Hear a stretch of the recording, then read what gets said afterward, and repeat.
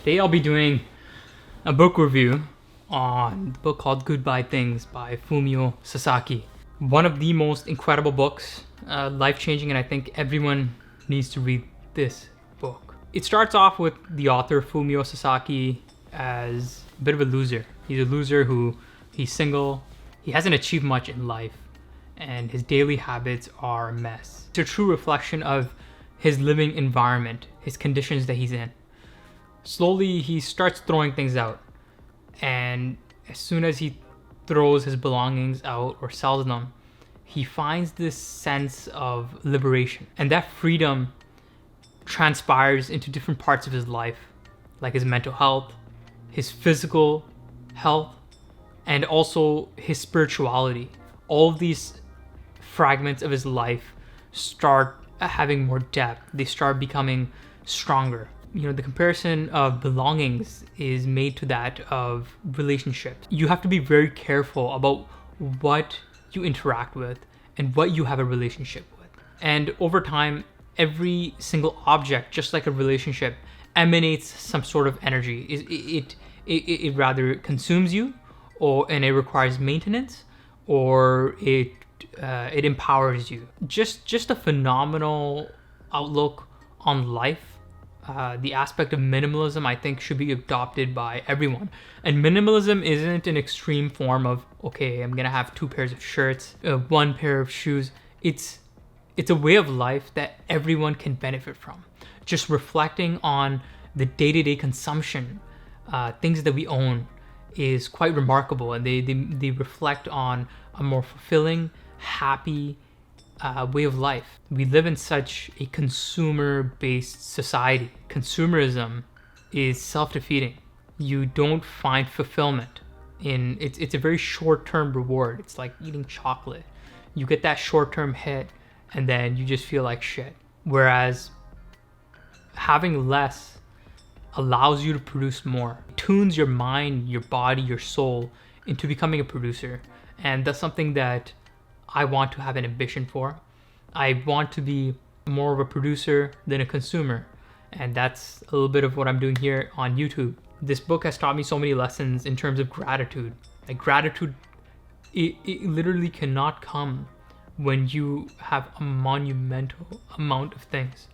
True gratitude comes when you appreciate the small amount of things that you have. One of the examples I love is that of a traveler. Like when you go on vacation and you travel, you feel so liberated. You feel like you can go anywhere, okay? And I actually experienced that this past year in December. Dear friends and I, we went on a trip all throughout Spain. We spent 3 weeks in that country, traveling 6 cities. And all I had with me was my backpack with a water bottle, my laptop, a few charging cords, some accessories, my carry-on, which was stuffed with 4 shirts, 2 or 3 pairs of pants, a towel. It was so liberating. That feeling of just, okay, I'm done with the city. Let's go to the next one, pack up in 10 minutes, and let's head out. And I didn't need more. I didn't need more than just those few things. Going through life as a traveler rather than a hoarder. You live a more fulfilling life. You're living based off of experiences rather than the joy that you get from possessions. Just self-reflecting, one of the things that hits me really hard is that no one can take away your experiences. The fact that you went on a trip or you've experienced something traumatic or you experienced something exciting, no one can take that away from you. It's a lived experience. Possessions, they can be taken away. You miss a payment on your home will be taken away. You miss a payment on your car can be taken away. So possessions, they get destroyed, they become lost, they're stolen. But experiences cannot be lost, stolen, or destroyed. So I think what this book really taught me is that, Osama, you need to focus more on your experiences. Live that fulfilling life as someone who values experiences rather than objects. I'm happy driving my Honda Civic. I'm happy with the humble space that I'm living in, and I'm truly grateful. What this book has inspired me to do is to live that conscious life. Every time I go to the grocery store, every time I go shopping, I'm conscious about what I'm buying. Do I really need this? I ask myself that many times. A lot of the times it's no, you don't need this, Osama. Timing for this book was perfect because I just started my first job out of my undergrad program. That's when you really get tempted to go out and buy a ton of things.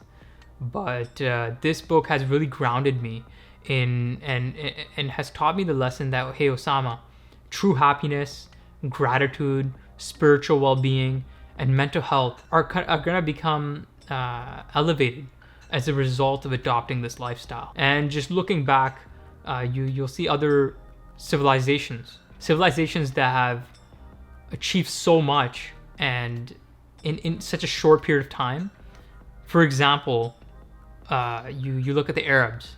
The Arabs lived a very minimalist way of life. They only had a few belongings.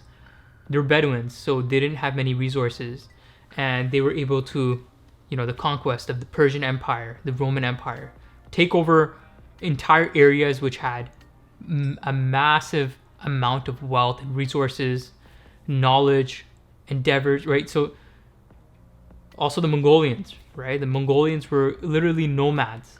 They had to keep as less belongings as possible with them, and that enabled them to literally take over a majority of the world. Those are two examples of great civilizations who have achieved so much in such little span of time, and I feel like minimalism played a big role. Forget these nations. Let's take this approach on an individual level.